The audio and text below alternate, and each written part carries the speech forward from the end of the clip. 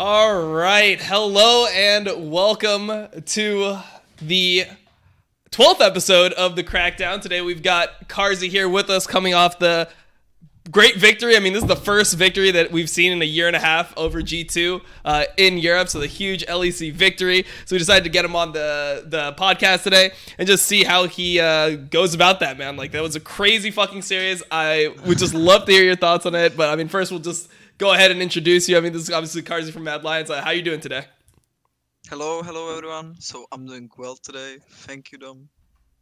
If you heard that music in the before the show, by the way, like, just understand, Carzzy isn't like the rest of us. This is the sort of shit he grew up listening to and thinking is good. Like, he doesn't listen to hip hop with all the people who use drugs and stuff. Apparently, he's just a wholesome guy in Czech Republic listening to stuff like that, right? I mean, this is quite new. I wasn't growing up listening to this, so okay. Yeah, I mean, that song obviously has some history here. So apparently this is like one of the most famous singers from the Czech Republic, right? Yes, it is, and he sadly died last year. And that was him with his daughter. So yeah, if any of you guys flamed that song in the beginning, just know you're all terrible people listening, okay? You're just a bad human, exactly. Yeah, you're just a bad human if you flame that song. So yeah, I mean, that's obviously just a joke to start it off. But obviously the main thing we're going to be talking about this time is G2 versus Mad Lions, because that was a series that, I guess, coming into the split, no one would have said that Mad Lions would stand a chance. Like, people didn't really know how good you were. I know some analysts, like Veteran, had, high expectations for you guys. Like, they thought you'd definitely be a playoff team. People from most of, like, the people that don't follow national leagues really had no idea, like, how good you guys would be. I assumed that you'd be okay, but I didn't think that you guys would potentially be able to beat G2. So I guess where we'll start is, like, when you started this split, did you think that there was any world where you'd be able to beat G2 in a best of 5? Like, did you think that this was even possible? Okay, so basically when we started the split, I think, like, me and Humanoid, we had really low hopes. I know we were losing everything and we were pretty bad. I mean, you can say his name. I know you love to call him Marcin Brasta, right? Marek. Marek Brasta. Okay, yeah, sorry. I watch your content, but you only say his name. Is there a reason why you only say his name? You never address him as Humanoid? You just love his name, or what? No, Humanoid just sounds really stupid, doesn't it? Yeah, true. Exactly. To you, listen, mate, I'm a true nerd. You have to understand. I was born in the Matrix. You just joined it. Like, I still call Monty, whose name is not Monty, by the way. That's his gamer name. I call him Monty, like, at his fucking wedding, mate. I don't call him Christopher Michaels or whatever. I don't know Christopher Michaels. Never met him. He's just a guy, isn't he? I know the virtual avatar Monty Cristo. So, yes, that is incredibly good. Yeah, no, I mean, I've never called you Duncan once on this show. Oh, I mean, yeah, you're Thorin to me forever. So, yeah, I just thought that was funny that you always address him. But, like, yeah, I guess going into your point, you said, like, at the beginning of the split, do you have any idea that you actually could beat this team? At the beginning of the split, we had no idea, to be honest. During the split, it was more obvious, or, like, not obvious, but the chances of beating G2 or any other top tier team were higher and higher. Since we were improving pretty fast. Which is interesting. So, you can finish your point. Yeah, so I mean, before we played G2, we knew that we have, like, a good chance of beating them because of all the matches that we played against them in scrims and on stage. Yeah, and on stage, you guys. About that though, because a question I usually have is this: right? I've heard that G2 is one of those teams, and a lot of teams have been like this in history. Like, whoever the dominant team is in a Western region, normally actually scrimming against them isn't even that useful, because since they sort of know they're the best team, they fuck around half the time. Like, TSM used to do this back in your day, Dom. Like, it makes the scrims almost feel worthless, because it's like you can't tell. Like, does me beating him actually mean that I'm as good as them, or did they just not play the way they would on stage? Like, when you say you beat them in scrims, did they play properly when they scrim? Sometimes yes, sometimes not. It depends. I think it's on the mood, but I think this goes for every team. Okay. So I mean, I guess one thing I was going to ask you just about playing against that team is, like, normally there was an idea that there was a split between, like, the top 3 teams in playoffs and the bottom 3 teams in playoffs. So people said, like, there's, like, the rookie teams, right? Like Rogue, and obviously Misfits has Fibevin, but we consider them a rookie team. Obviously Rogue has Vander too, but it's like Rogue, Misfits, and Mad Lions are just the rookie teams, and they couldn't really contest the top 3, which was Origin, Fnatic, and G2. Did you perceive it to be like that type of split in Europe, or did you feel like it was a lot closer than that? I think it was a lot closer. Like, as we could see the split, every team could beat the other team. Like, everyone was losing to everyone and everyone was winning, except Vitality. So Yeah. And escape. And escape. Yeah, and SK. But even one SK thing- won 2 games. Oh, by the end they did. They won a couple, yeah.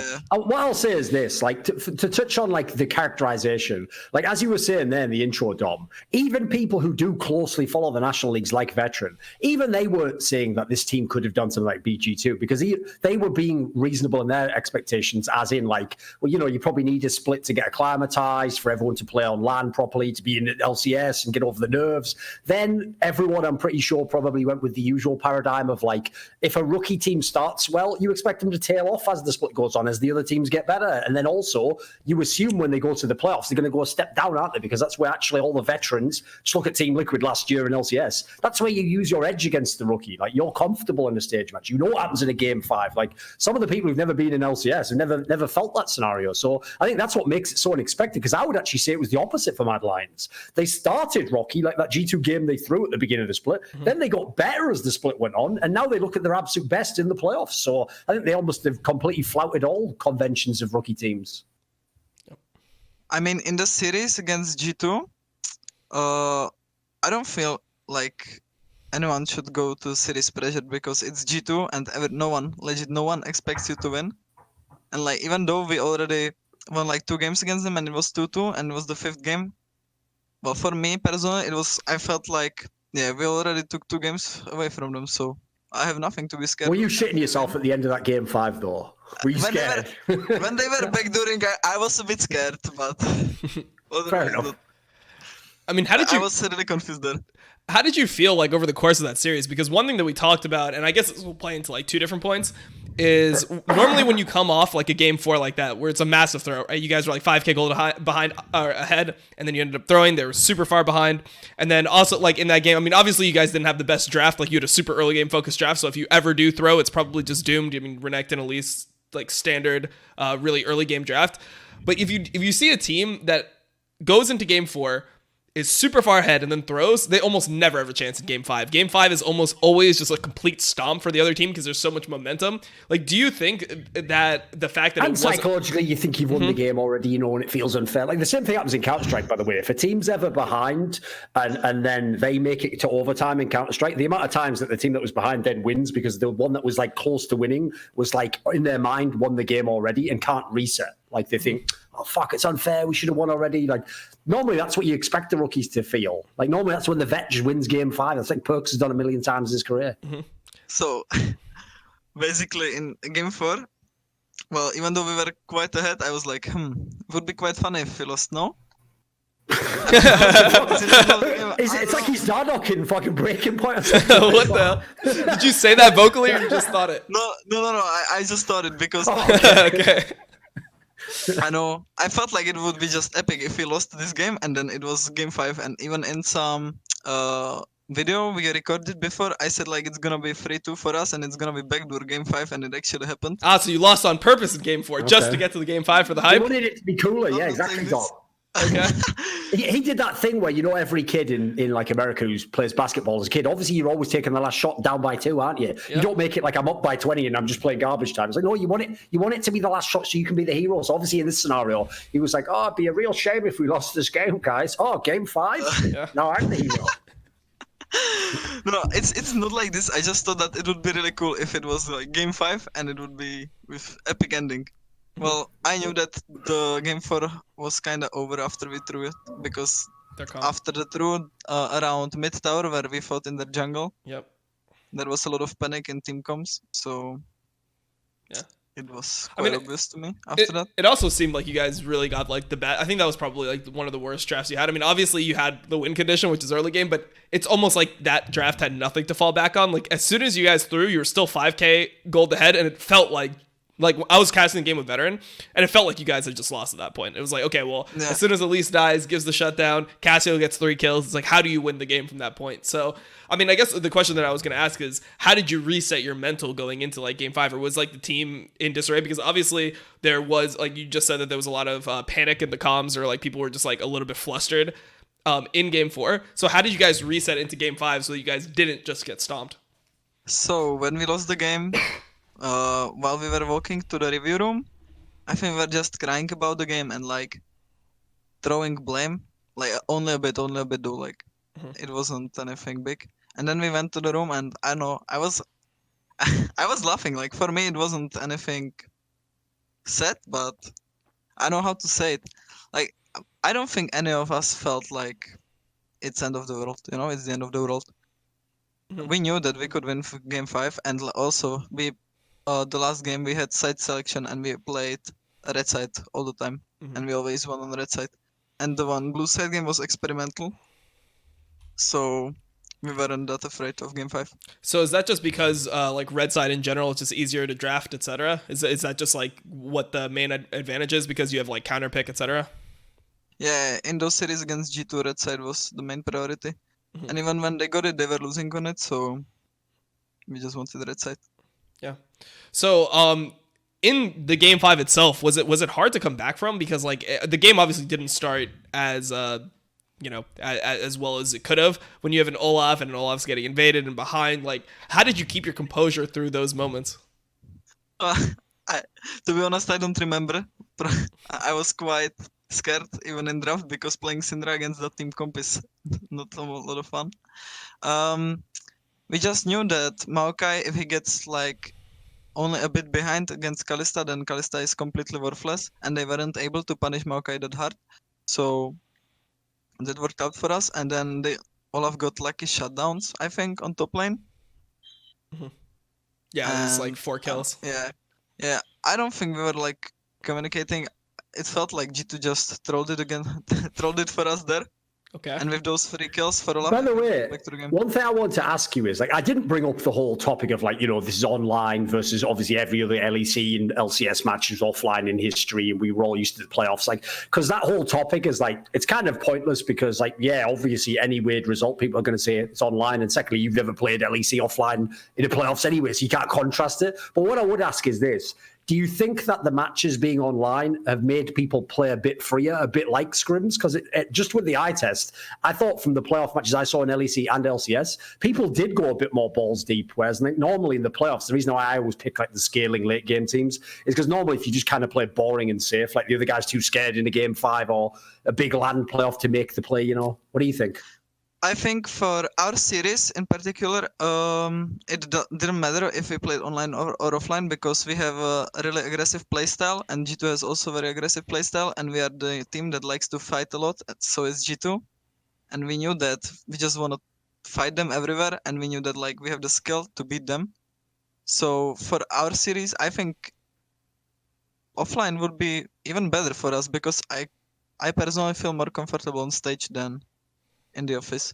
But for other teams, I don't think like they showed playing balls deep. Well, Fnatic Origin series was like quite boring, one-sided. People were playing slowly, so I don't think being online. I mean, that's Origin though. Yeah, every Origin game does everywhere. How strong do you think Origin actually is? Because I've kind of been low on them personally. Like I just normally when I see a team play super slow like that, I feel like I'd rather always just take an aggressive team because it feels like Origin is always like on the back foot. Even in like the game you played, I think it was in week 9 versus them. You guys would set up dives and you just got super far ahead. The Philios died like 3 times in the early game. So like, how do you view Origin as a team? Like, where are their strengths? Like, why do you think they're able to pick up so many victories when they have like such a, I guess, timid playstyle? I mean, in Origin, Upset, Xerxe, Alphari, they're very skilled mechanically. And I think they're pretty good players. Also, I'm not sure about Nukeduck and Destiny. Destiny has champion pool issues. But Nukeduck, I think Nukeduck is the weakest part of Origin, to be honest. Oh, that's so much different than because every person that comes on this show, man, they just love Nukeduck. And I've never been able to understand it. I think he's like I don't think he's bad. I think he's like one of the decent mid laners in LEC, but everyone always just tells us that everyone just always tells us that he's like the fucking god and like he's, the second coming of Christ. So it's funny to hear somebody say that he's actually like one of the weaker members. Yeah, I disagree with him being the second coming of God. Well, why do you not think he's that good? Pointing out as well that, like, based on everything I've heard, he is the main reason why all these Origin lineups play this super late game style. Like, he's the guy who that's the impetus behind it, basically. So if you don't like Origin's style, Dom, shouldn't like Nukeduck, basically. Well, I mean, it's also like To me, it's also Xerxes. Like, I think that Xerxes is good, Yeah. but he's very, like, he's not as passive. Like, when you compare Xerxes to somebody like Shadow, Shadow is always looking for, like, aggressive plays. Like, he's looking to, like, I mean, yeah, your team's just a bunch of psychopaths, pretty much. So, like, you've Kaiser and Shadow going ham all the time, where I feel like Xerxes is, like, he's only going for like high risk, low reward plays. Like, he's never I have getting a problem with suicide. this. Like, why does Xerxes never get criticized? Like, the only person I've even heard criticized him Veteran. is sometimes the veteran would, obviously, but that's it. Because here's what's crazy. To me, the argument against Xerxes is the same argument against players like Frog and Forgiven, where you like their style's outdated or they're not doing the most effective thing now. They could play more optimally. They could play different champions even. Like, no one ever gives this guy criticism. They always just go, he is one of the best, and they just gets a free pass for everything. Yeah. Some of the best laners in the world. Well, I think no one's flaming him because, like, Xerxes, for example, he never cost his team the game, you know? Like, he's playing quite safe and he doesn't go for the big plays, but yeah, like them said, he's playing low risk and low reward. Well, Yeah, but that's the part that kills me, though, is if I have... there's certain teams where it would make sense to play that way, but if I had the laners he had, I would want an aggressive jungler. You could fucking win off these games at like 25 minutes. I think the other thing, personally, like, from watching him, is that his mistakes aren't obvious to, like, the eye. So, like, I think he made a pretty big mistake in your game, like, when you guys were doing the 4-man dive top, or sorry, when you guys were doing the 4-man dive bot, he was pathing topside, right? Yeah. And I'm sure in-game, that's, like, something that's obvious to you, where you're like, hey, the Elise isn't here, like, he needs to fucking be here, or this Aphelios is just dead. I mean, it's like a set Syndra, like, you guys are just obviously, like, playing for that fucking timing, and he's just nowhere to be found, where obviously the enemy mid laner TP'd in. I think Nuke was playing Ornn or something. He TP'd in. If Xerxes is there, you guys can't execute that dive so easily. Maybe it's like more of a trade. I think it ended up being like 1 for 2 or something like that, but maybe it could be even advantageous for them. But I just feel like those plays are not obvious to people that don't like think about the game. They're just like, oh, well, the jungler just isn't there. They're not like, why the fuck isn't the jungler there? Like, he needs to be here. Yeah, I agree. If you want to talk about other players in the team, Dom, like one of the reasons I do actually give Alfari a lot of props is because he's not just going to get ganks 24/7, is he? Like, it's not the sort of team he's in. So the guy does just have to stand up in some lanes where actually other people would be behind. That's why I have mad respect for him. Yeah. And his mental never seems to go boom from it. Like you said, he can just handle it. I think Alvara's insanely good. Yeah, Alfari is the best top laner most likely. Yep, definitely. Or maybe top two. Maybe What, top 2. who's top 2? Bwipo? You're putting him with Bwipo? I mean, Bwipo is shot calling a lot, so... Yep. Yeah. No, I respect that that ranking system. Going into the Fnatic series, I mean, you said that there wasn't that much pressure on you because it's G2. Do you feel like a similar way versus Fnatic? Because obviously coming into the split, Mad Lions is not supposed to be contesting with, you know, Fnatic for making finals. So do you feel like there's more pressure on you because like you guys did already prove something that you beat G2? Or do you feel like it's the same type of thing where like you're the underdogs, you can just play free? I think it's the same thing. I think that Fnatic is the best team right now in EU. So even if we lose, it doesn't matter that much, right? There are like 5 experienced players and they're all really good. Yep. So we will just play our hearts out and we will coin flip everything. As per Coin flip usual, so everything? Okay. It's just bannering. He's just joking. just fight everything, you know? Yeah. Fight on every way. I mean, it's Fnatic, so logically it should just be constant fighting in this particular game. It's worth saying, actually, that is something I've noticed characterized throughout this split, is in past years, even when Fnatic had that really strong summer split where they were actually looking really good, they'd beaten G2, actually, I didn't know anyone behind the scenes or on shows who still thought that Fnatic would win the split and would beat G2. Everyone kind of thought like, whatever, like in the playoffs, G2 will get them somehow. I noticed actually, though, this split, even before this Mad Lions result, there were actually a number of people who, listen, they didn't say Mad Lions would beat G2, but I actually know a lot of people in Europe thought actually Fnatic was the best team and will win this split. Yeah, Fnatic are playing consistently throughout the entire split. It makes sense. G2 had some ups and downs. And Fnatic always delivers. Almost always. Sometimes they lose. But they only lose to G2, you know, like that's the thing, is like they always... And to us. And to you guys. Okay. All right. Well, we'll have to see, man. We've got this match coming up soon. There's one thing though, Dom. How have we managed to discuss the G2 versus Mad Lions we didn't series? flame Caps yet? We haven't even mentioned the guy that was in the same Okay, lane as you, all right, Carzzy. let's do it. Come on, son. Let's When do I it. had you on Elitist United a few months back, you were one of those people. Like, I get that you respect Caps. You were trying to like mind fuck yourself. Like, no, I think actually he's all right, you know, and maybe he's learning away. Like, this guy had some problems this split. Come on. Agree. Yeah, Caps. Well, I don't really want to flame him that much because it feels like he's kind of forced to play AD carry. What does that mean? Well, someone on Reddit, I think, was saying that he's playing like 3 games a day when he used to play like 15 or something. Oh, like that. so he hasn't kind of like dedicated Yeah, himself and- properly. Yeah, Right. and when he's playing mid lane mostly, and he doesn't want to play AD. And even on AD carry, he's playing like mages. So Yeah. I mean, I think the issue is that even when he is on mages, he doesn't look as dominant as you'd expect, right? Like on the Ziggs, it wasn't the best game. I mean, It's garbage. Yeah, it was a pretty garbage game. I mean, I think he played like the early game fine up until level 8, and then he had that TP top, and I feel like that was the main reason that G2 lost that fight so hard. I mean, you ulted him, right? You saw the TP. yeah, Like, I ulted him with. what did you tell your team that he was trolling when he started TPing in Yeah. front of you? Well, I'm like, yeah, he's ulted. You can kill him. Okay. And then he died. Yeah, I mean the Ziggs flank TP, not really a good look in general. But just throughout the game, like I guess my point is, as a mage player, you'd expect more, right? When Syndra was in the hand of Perks last split and the split before that, it always looked like scary. It's like, oh shit, this is like a world. Dude, he carried against SKT with it. Yes, Like, yeah, yes, the guy's a monster. game 5 he carried versus SKT with it. So you would expect like a mid laner to be like this insane mage player, but really I felt like you kind of outperformed him in the game as mage versus mage. So that was just like very shocking to me. Like it just seems like For mid was also shocking. yeah, you just thought he was I gonna be quite better. Scared. Yeah, I was quite scared when I was about to play mage against Caps. Yeah. Now you know how he feels when he plays ADC champions. Actually, it makes sense. Yeah, it does. It makes perfect sense. Because that is a problem I have with this, Dom, is like, I actually think what's really ruined people being able to accurately analyze Caps this split is, first of all, obviously the fact that he's got the name value of he used to be like the best Western player. And then secondly, people kept thinking because Perks did that amazing transformation, that Caps would just do the same. And it's like, oh, maybe he just needs a couple more weeks. Like after seeing that, like I actually respect Perks even more now that I've seen what happened when Caps tried to switch to ADC. Like Perks is obviously some kind of genius at League of Legends because you can take literally the best player and put him in a different role in Caps, and he looks like half as good. Yeah, but Perks is like, I don't know. I think he's the smartest player in Europe, maybe the best. Yep, Yeah. I agree.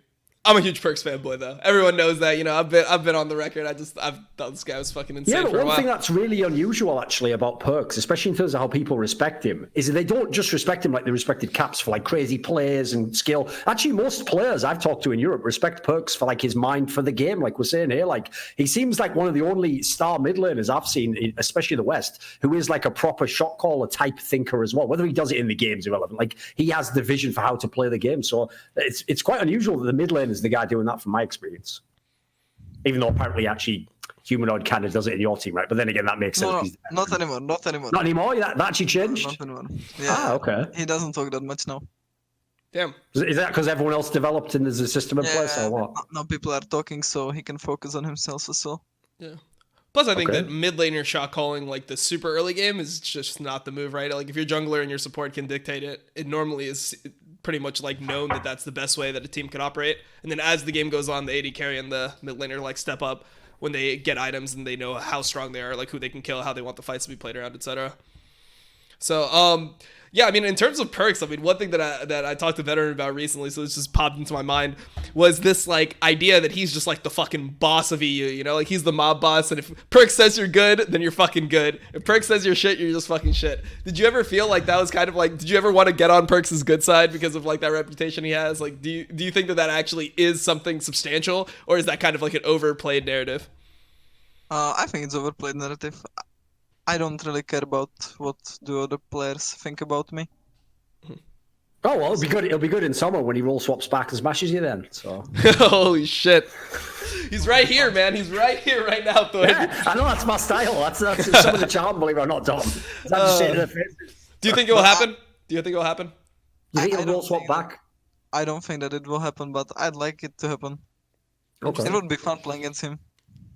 I'd be shocked if they don't do it personally, just because of the problems they've had. Like, to me, it's kind of like they're the only team I've ever seen that made a very bold move and can rewind it. No one else can normally do that. Like if they didn't have Perks who could come back to ADC, I would now be discussing like, should they recruit another AD carry? Like that would be the obvious fix. So I think the fact that they could rewind it, surely they do it. What do you think, Dominate? Surely they reverse this after what's happened. I think they it come has back to win the split. Sure. I mean, just the thing you were saying there, Carzzy, that he's not even like spamming games that much is kind of a bit worrying to me. I mean, I think it just when they were G2 of summer 2019, it was a team with two like insane carry players, right? They had like probably the best AD carry in the league and then the best mid laner in the league. And now it's like you just have like what people are not even. I mean, Caps got third all pro team, I think, but I think that was like he stole that spot, to be honest, just because G2 was so good. He just got that off name value. Let's be real. Yeah, name value, and also the fact that they got first in the regular season. So that always like it's the same thing that we always talk about, where it's Cloud9 gets all 5 spots because they're so dominant. Do I actually believe Cloud9 has the best player in every single position in NA? Like realistically, like it just wouldn't make sense. Like I don't think that's how things normally go. But yeah, I mean, Caps is somebody who's, let's say at his peak, he could be like the 3rd or the 4th best AD carry in Europe. That's a far difference from just being first place mid and first place AD carry on the team. So I fully expect let me throw this in as well, right? Even when you watch with your eyes what Caps is playing like, you have to remember the guy is having these bad games and these int moments while playing with Mickey X as his support, and then his top laner like in like something like fucking a 4th of the games doing like weird picks that support the rest of the team. Like what fucking bad AD carries getting support like that? This guy had mad resources. And he still had some dodgy games. So I was just underwhelmed, especially because I could also think about the rewind and think I'd rather just see Perks play that role. Although, to be fair, with the way that it's been going for Perks, he actually looked fucking amazing for most of the split. Like, if I was him, I'd be like, possession is 9/10 of the law, Cap. Sorry, too late for you. Go get your own team if you want to be mid lane. Maybe Fnatic. I mean, that would be the ultimate BM. to be honest, the thing about Mickey X, like, I don't think it's Caps' fault. I mean, of course, he's not as good as Perks, but Perks was also, I think Perks was talking a lot on bot lane. And as far as I know, that Mickey is not talking that much on bot lane. Sure. Mm-hmm. And we could see that even when he was playing with Hansama, when he was on his peak, you know? Mm-hmm. They weren't performing that well together. Yeah. Because Hansama also doesn't talk. Yeah, but there's a flaw with your logic here, Carzzy, and here it is. One, most good AD carries nowadays do a lot of the talking because the whole point is you know your own strength, you know what's going on in the game, you know how you can transfer your lead. Secondly, Caps is famous for talking as a mid laner. So if he doesn't talk as an AD carry, it's because he doesn't know what the fuck he's talking about, does he? He doesn't know what is going on in the game. So he just stays quiet like a little church mouse and goes, hope that big Perks carries me. Please, Yankos, gang. Yeah. I bet he does, exactly. Well, and another thing is, so when I talked to Grabs before the split, and one thing that he said was that was part of the reason for the swap that they thought could be an advantage was that Perks was so dominant vocally in the bot lane that Mickey X kind of lost his voice. So by moving Perks to mid lane, then you have like both players that feel like they can communicate because Capson and Mickey X viewed themselves more as like, you know, equal parts in that relationship. So theoretically, that was something that they were banking on being a positive, is like, okay, Perks is so dominant in the bot lane, you'd rather have that from a mid laner, and then you'd rather have like a bot lane that's more even keel, where both players feel like they can step up and, you know, talk about whatever they're thinking in the game. So it was trying to like balance the relationship between teammates. So I feel like that was what they were looking for with this roster swap. But the one thing that I always say about Caps, right? And one thing that we want to run past you is like, when I look at an AD carry, one of the most valuable things about them is being able to like never die first in a late game team fight, because that is such a catastrophe, right? And we saw Caps, like, I think, I forget which game it was. It was like, I think the Aphelios game, maybe game. Yeah. The first game of Aphelios where he just walks up and dies randomly, right? Where he has a Thresh Lantern, like all this stuff. I feel like that problem might also not be shored up just by moving Perks back, because you have to remember that in Season 9, all of the AD carries that were being played by the end were like Kai'Sa, Xayah, and then like a little bit of Ezreal came into the meta, and it was all AD carries that have like the oh shit button, where it's like, oh, I'm getting engaged on, like, you don't have to position as perfectly on champions like that. So it kind of masked the weakness of, you know, a new player coming into the role. And so you think Perks might also have some issues so I'm not sure. ADCs? Yes, because I think the current AD. Because sorry for interrupting, but no, go for it.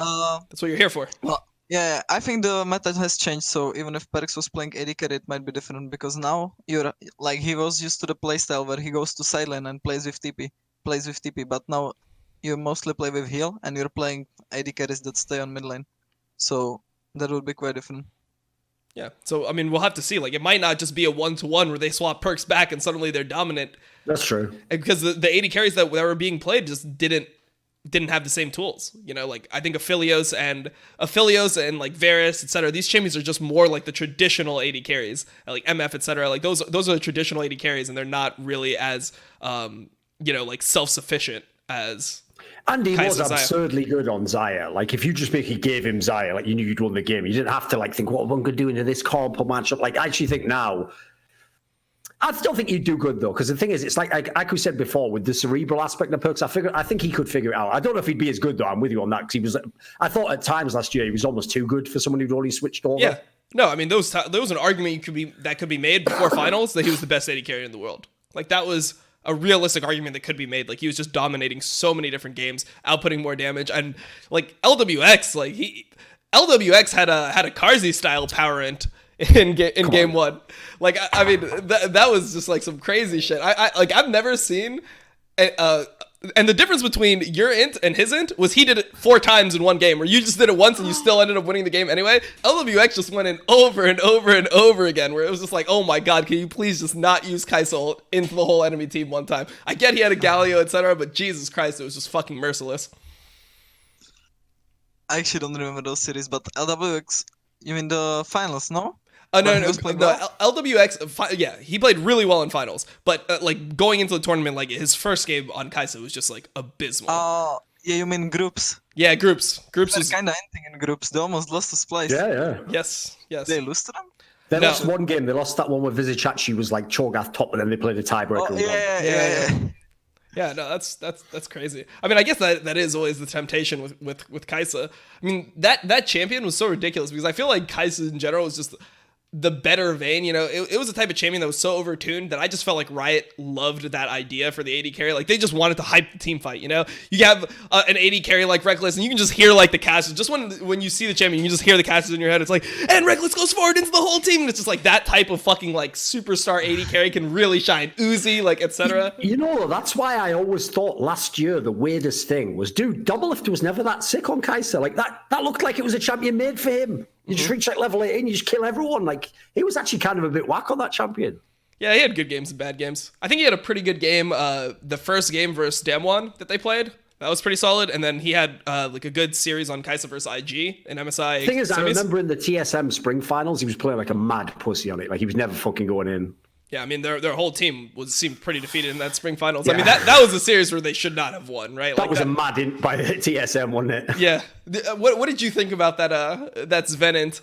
Carzzy, do you remember that moment? Yeah, actually, I remember that moment. I don't know, he was chilling in the river, man. Just chilling in the river? I actually don't know why he would ever be there. Yeah, me neither. I think too much pressure. Yeah, no, and you say you didn't watch NA, but that's like become like such a meme. He played Ezreal in the final game versus 100 Thieves, and every single player on 100 Thieves hovered Skarner because of that, because obviously it was the Skarner pull that ended up getting him. So it's just he's still trying to live that down. You know, maybe if he wins the split, people will kind of forget about it. But for right now, it's huge fucking meme. Also, over here. by the way, that is what made that in iconic. Like, it was bad enough that he just like did an unnecessary Ezreal E into a fucking bush that someone was in, when it was not. There's no like upside to that play. You just get there 2 seconds faster or whatever. But actually, what made it iconic, I think, Dom, is the Skarner pull, because Skarner is one of the worst champions to lose to, because it doesn't just kill you instantly. You just go like, no, and then it pulls you off. So it's like it made the drama more. You know, it was like a movie where someone's dragging you on, you're hanging on the edge of a cliff or something.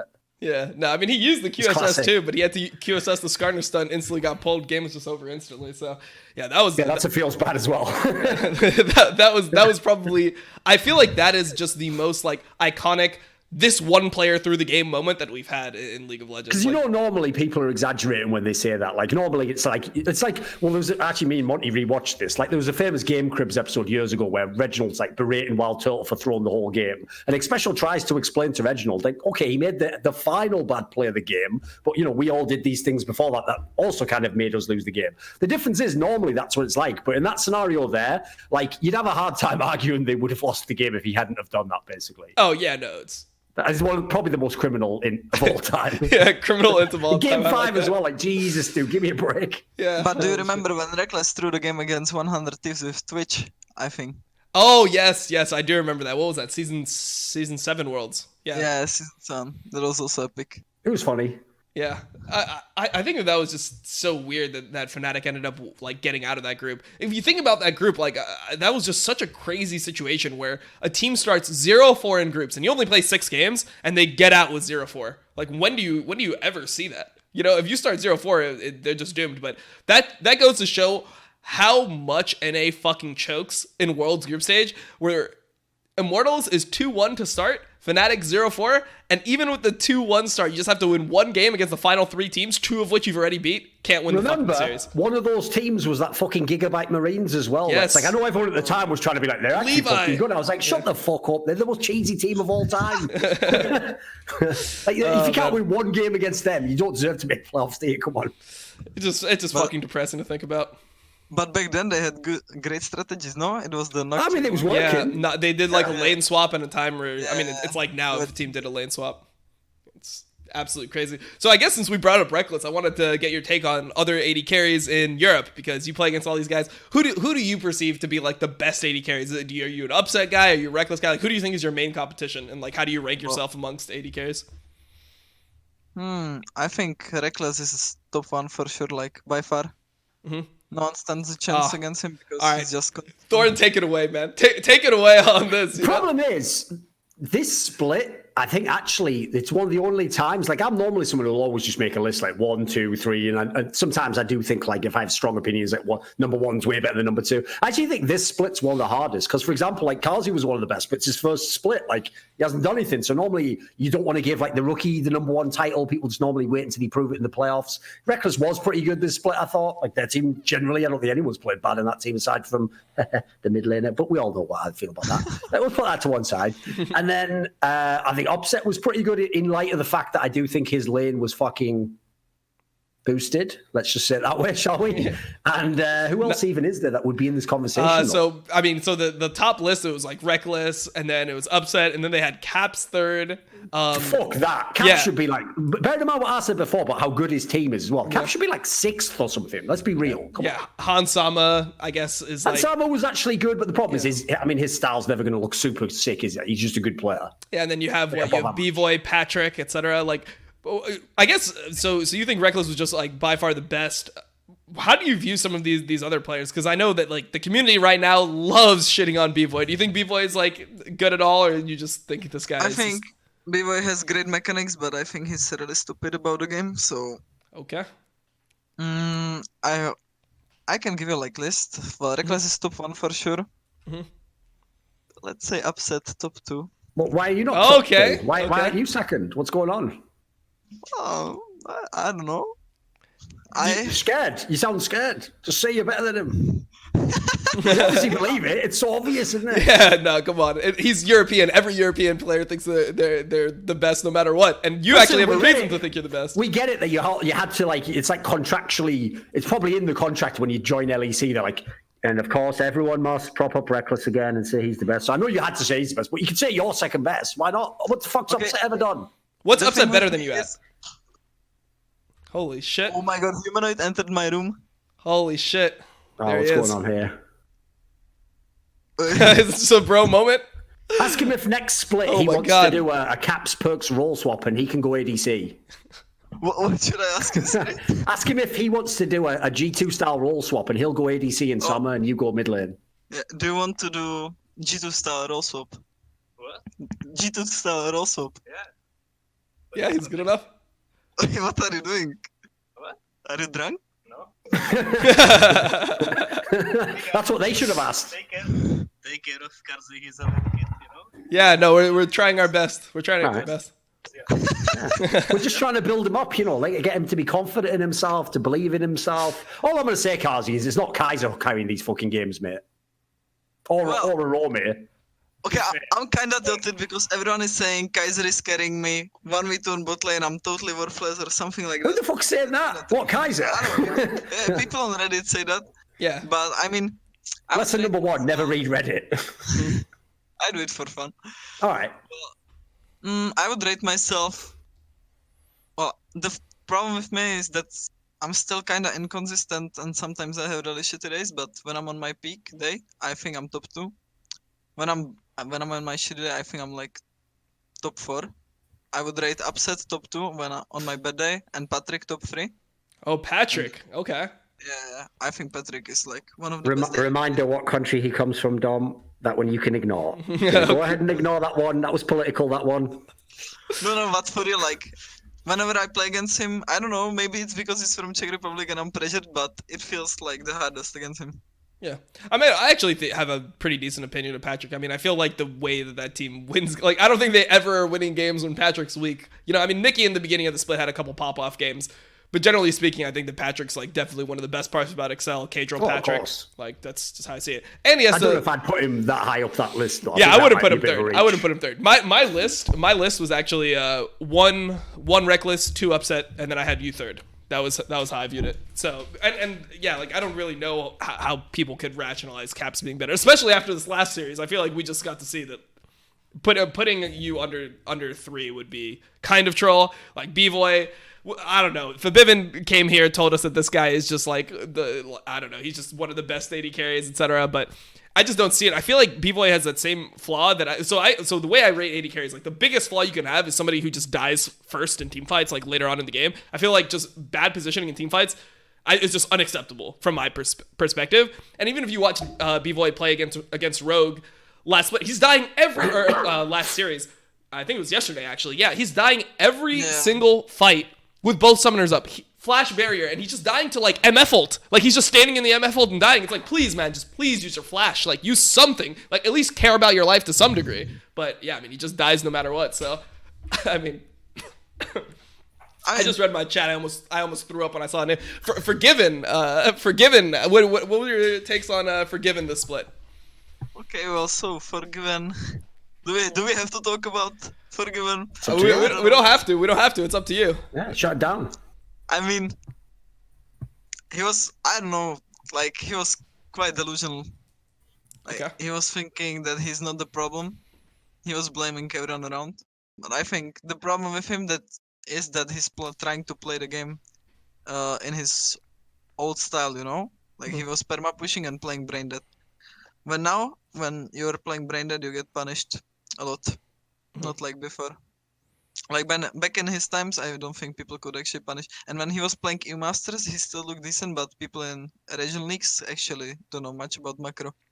They don't know how to play bot around the waves and stuff.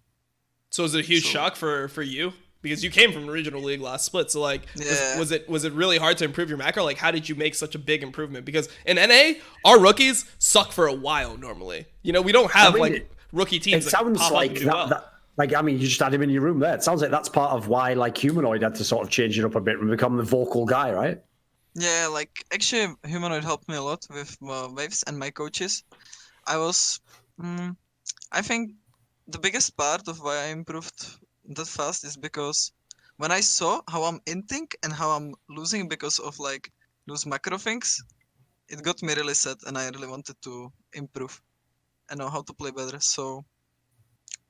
Well, there we go. You've already learned something Forgiven never learned, mate. Because what he would do is he would and then go, "How was this someone else's fault?" Like he would even use that little kid logic of like, "Why did you make me do that?" So I used to even say like, "You know how unreasonable this is." I used to tell him, "Listen, mate, you better be the absolute best because all the shit you're doing is totally unjustifiable." Yeah, I didn't think that Forgiven looked horrible in team fights or anything like that. It just seems like, you know, his massive advantage was lost, which was his lane phase used to be supposed to be like super punishing. Like you would just take your turret at 7 minutes, 2v3, like lane swap, take over the whole game. And I just feel like, obviously because of turret plating and things like that, the style just doesn't really work anymore. This might sound fucked up, but I actually genuinely think, just from knowing the way he often thinks about things, I actually genuinely think part of why he refused to change that style is because that style, in his mind, made his teammates look bad and he thought they were bad. As in, like, if I'm pushing and then, like, what did you get from it? Nothing. Like, you just let me get ganked. Like, that's actually, unfortunately, the fucked up way he would think about teammates. And since he had really bad teammates, like, he was thinking everyone would take the opinion, like, Forgiven's still sick, but everyone else is bad. Whereas I think most people just thought all of Schalke is bad. Like, they never, he misunderstood the way that dynamic would work in PR, you know? Mm-hmm. Well, I mean, even if you look at Schalke, right, that's a team that started 0-6 with Forgiven. They swapped them out. Their last 12 games, they were 6-6. They're 50% win rate. when they swapped him out for like a worse fight. So I feel like this is probably just the worst timeline for him because the team looked like it was going to be dead last with Forgiven. They swapped him, and then I guess they were third from last, but still they were. This is the Forgiven haters like favorite timeline ever, where the guy came back. Well, we all obviously, if he never came back, remember, we'd all still be going like shadow boxing him. Like, nah, I think he could have fucked with Perks and Caps and that, like he would have been one of the best. Like, but now he comes back, he's on the shittest team, which by the way shouldn't even have been the shittest team. They had a better lineup than I think fucking Vitality. They still were the worst team. And then, as you say, when he left, a player who, let's face it, no one's saying Inax is actually better than like Prime Forgiven, obviously not, but he was better for Schalke. You can't really argue that. Yep, It's true. I mean, Forgiven, mechanically, I don't think he's bad. I think he's still good mechanically. I agree. But he's just really dumb about the game. And it changed a lot from his old days. Yeah. And I think he will never change, so it's kind of doomed for him. Also, no, that's how I know he'll never change as well. Because again, he always used to have a good excuse, right? So his excuse to not play Callista was like, well, if I get any of these other 3 champions, I'll also carry the game. So it's like, okay, preference then. Now it's like, well, what champion would you carry the game on, mate? Like, no one's playing fucking Caitlyn every game. Like, this is a different game. So the problem he had now was when he didn't learn the champions now, he just looked stupid. Yeah. Also, you were saying that he looked great in Teamfights Dom. No, I said he looked like He good. just didn't look that bad. Yeah, It didn't look bad. They played Senna against us, and he had like massively. 150. Yeah, they were. No, actually, it was like Giga Clown Fest. It was 15-minute game. Yeah. And he had like 150 souls. And we checked the damage, and he did 5k damage in that game. What? As Senna. Yeah, he With did 150 5K souls in damage. that range. Yeah. He did That- 5k damage. That was like where it really started feeling bad for Schalke, because up until then, because that was famously the Schalke 04 game. So everyone was watching that game, right? There was 0-3 coming into that game, played against you guys, lost Schalke 04, and everyone just wanted that to happen. But they looked like they should have won that game. I mean, they were ahead 5-6k, and it just ended up being a Cloud Fiesta, and they ended up fucking losing. So yeah, I didn't see the damage charts or anything like that, but it just felt so weird that they like couldn't even win that game, because people still had hope, right? Like a lineup of IWDominate, Forgiven, Gilius, like etc. It shouldn't be a last place lineup. Definitely not. But the team atmosphere must have been pretty bad, to be honest. So Yep. Seemed to change a lot with the introduction of Vinex, though. It seemed like at that point, everyone kind of reset their mentals, and they were able to do better. And the week after they left, man, losing to beating G2 after being, I think there was 0-7 going into the G2 game. By the way, that's one of the. I should point that out as well. When I say like Inax isn't a better player than Forgiven, I also mean it in the sense that I don't think like even in the games he played significantly better in most of the games. I actually think one of the things he brought to the team was less. In a positive way, as in Forgiven not only wasn't that good, he was doing okay as a player, but his impact on his teammates is almost inarguably that he was like, I call players like that, instead of toxic, it's not even that good a term. I prefer the term corrosive, because something that's corrosive obviously breaks you down, it like dissolves you. That's what people like Forgiven never got, is like when they flame their teammate, they in their mind think in some fucked up way they're making that guy better, they make him worse. Because what you do is you take players, like I'll give you an example, like Abidage. If you take a player like him and you flame him for not being able to like make use of a lead he has in a game, it's actually just going to remove his confidence he can ever do it. Like, it's not going to make him think, oh, I should level up, and yeah, maybe he's got a point here. Like, in that scenario, I imagine Inax just not being a dominating personality and just playing the game probably helped everyone else have way less games where they fucked up, have got more confidence in themselves, at least didn't bring them down more, didn't bring their level down emotionally, definitely, like when a rookie comes, I definitely think that Inax is hungry. And he was trying his best, and I think he's a positive teammate. So I think it helped a lot. Also, Forgiven was most likely perma-flaming and putting a lot of pressure on everyone. Everything's gone with Inaxe. Now they have the real boy. Yeah, remember as well, We'll see him next split as well. Inax did point out on Elitist United, because people, if they don't know him, because he's a pretty unknown player, like he only did like that Forgiven BM. He even says he only did that just to get some Twitter clout. Like he doesn't actually dislike Forgiven that much. In fact, when I talk to him, he's not even like a particularly cocky player. Like he was quite reasonable. Like, so if anyone wonders, he's not actually at all like Forgiven. He's a pretty chill guy. Yeah. Is that something that's a benefit of Mad Lions? Your team atmosphere? Do you guys feel like you have a really good team atmosphere in general? I think as a team we are the biggest clowns ever, so yeah, I think we have a pretty great atmosphere. Yeah, I could see that. I mean, I think you have to have a good atmosphere to be able to like come back from that. Because if you have a bad atmosphere and you have like a huge throw, there's gonna be like whoever the most toxic player on the team is, whoever like the player that's the most passionate, etc. Like they're gonna have a big say in like, man, we shouldn't have fucking lost this game. Like obviously it sucks to throw. Everyone hates throwing, but the fact that you guys were able to like bounce back, it seems like you guys never really like lose respect for each other. I mean, it seems like you guys have confidence in all of each other as players. So it's really nice to see from a complete rookie team. Like normally there's always like an odd man out, or there's always someone that's underperforming. But I think it's pretty lucky in our team because Shadow, Orome, and Kaiser, they're like the chillest dudes ever, you know? They are mostly not toxic, and they are always the guys that you want to chill around. Well, so you're the Marek is toxic like one. Basically, Dom, what he's saying, if you invert it, is like, obviously you've got the big egos of fucking Humanoid and Carzzy, like, we're the real carries in this motherfucker. And then the others are just like, yep, that's exactly where it is, boss, coming up. And then Roma just locks in the fucking weak side. Kaiser's like, yep, whatever you say, boss. Like, and then it's brilliant, yeah. So it all works out. You know, the thing is, though, jokes aside, that's another element of making teams that people don't consider, is you also need to balance, like, personalities, that you can't have 5 people who are all fucking arguing, but you also don't want 5 people who are all quiet and super passive and never take the lead. Like, you want a nice balance. That's definitely true. Well, Marek is like the guy that gets triggered the most when we are inting or when we are not performing, you know? He's like, everything sucks. I don't want to play. And he's just like this. At the beginning of the split, he was like, yeah, we are not gonna win a single game. It's over.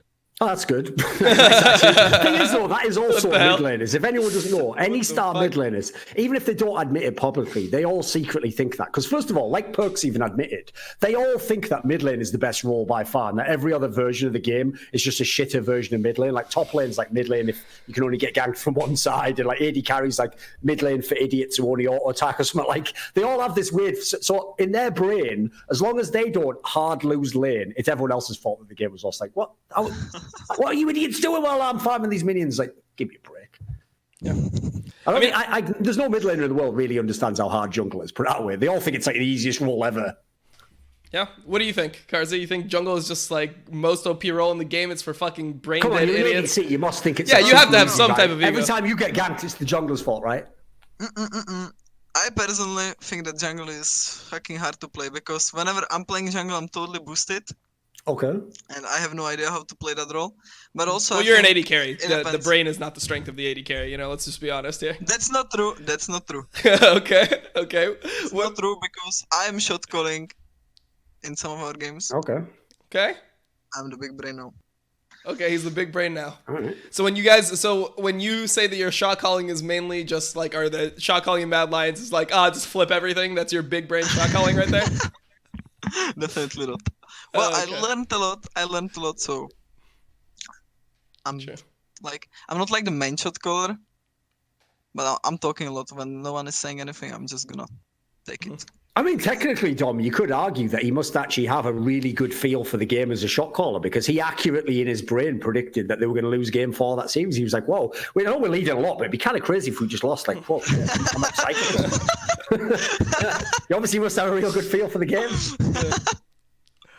Oh man, I just like when I see you guys play, I feel like so many fights are just like mechanical outplays. Like I think you guys have good setups, and I think one thing that Shadow really impressed me with was his like ability to like understand like vision and flanking as a jungler. Like he'll get like really good angles as Lee Sin, where a lot of the other Lee Sin players don't seem to like be able to understand like potentially flanking and things like that.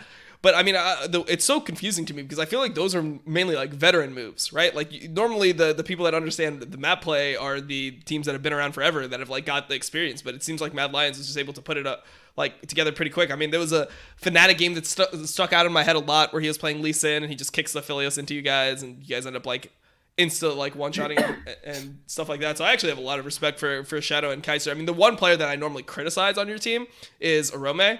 Like I feel like he's not able to play carries, and I talked to Veteran about this. Veteran actually told me that he's apparently like some type of carry scrim god, or like he's going to be That's able what to he like play claimed carries. when he came on Elite United. He basically claimed, like, yes, I understand why you guys think I can't carry, but like I can, like, given the chance. It's like, which, by the way, is what every fucking like weak side top laner in the world says. Like, that's what Lolo would tell you if he came on the show, even though we've all seen how it worked out. To be honest, it's not Orome's fault that he is not playing carries. But like whenever we are playing carries, I'm just greed on bot lane and I want to be the strong side, of course. Okay. And also humanoid Marek also doesn't like to play around the role than mid lane. So is that what made him just chain feed on Nico and got him on Maokai in game 5? I mean, we were rewatching the Nico game and it was quite unfortunate. Like how he got killed like 3 times, it was giga unlucky. Yeah. It was too unlucky. Yeah. Explain it to me. How is it turbo unlucky? Because watching it didn't seem that unlucky to me. Like, for example, they were recalling in one bush, and everyone recalled, and it was like 0.1, and Silas sniped him with me in the bush. Yeah. When there were other 2 people recalling. Mhm. That's, for example, one thing. Or I think I inted him once where he died. He engaged on Aphilos on mid, and then I inted him. Something like that. Damn, what a good teammate. You could have just thrown him under the bus, but you still need him to perform versus Fnatic, so you have his back. Also, in the Maokai game, you think he played better? I think. No. He's saying that's I'm why saying you that don't that's. want Maokai. Oh. Yeah. I'm saying he looked way better at Maokai than he looked at The Nico. joke here is that Carzzy chain fed on Nico. They were like, right, you're on Maokai last game. We can't risk this. But I think, to be honest, Nico is not even the best champion right now, and it's pretty hard to play her. And I'm not sure if it made sense in our team. So Flame the coach subtly there. yeah, it's fine. Flame the coach, but I think Orome plays really well in the G2 series. Yep. Yeah. Whoever actually put together the Mad Lions team, like I know this we don't actually have this award in esports, but obviously it's a sports award. He would be like GM of the year in Europe. Like, look at 4 of the players are rookies, and look how good they were. Like, and like we're saying, the balance, the mixture of styles, like there's a lot of people could just pick up some good rookies and maybe a couple make it, but that team actually in general looks well composed. I think it was also quite lucky, to be honest. You want to know who did it? Who made it? Yeah, sure. Well, I think it's mostly Peter Dunn and Meg, our coach, but I'm not sure if it's mostly Peter Dunn because he's the one who contacted me and Orome. It would make sense from talking to him every time. He seems like a very smart guy. He has his own perspective on the game. Yeah. Well, I think our coaching staff is one of the best in LEC, that's for sure, because they taught us so much. For example, the vision thing you were mentioning with Shadow, like we learned all that stuff from them. Nice. Well, I mean, it's good because like a lot of people can teach you, but you also need the player that can execute. Like identify the opportunities in game. Because not like every game of League of Legends is different, right? So being able to just like understand the main concept, like the fact that they're able to teach him that is really impressive. Because normally like players, I'm sure that other players when looking at it in a replay could identify like, hey, yeah, flanking would be good, but just being able to recognize it early enough and then like play for it is super nice. One thing I wanted to bring up too was the team comps that you guys go for. It seemed like you guys are very focused on like the Lee Sin, Rakan, like those just seem to be like preferences for you guys. How did you guys feel comfortable like playing all these high mechanical champions? Just player skill or? I mean, we all like to play fun champs. Usually we are all playing fun champs, only Orome is playing dog champs, so I know Kaiser is playing set all the time. Yep. He doesn't want to play anything else nowadays.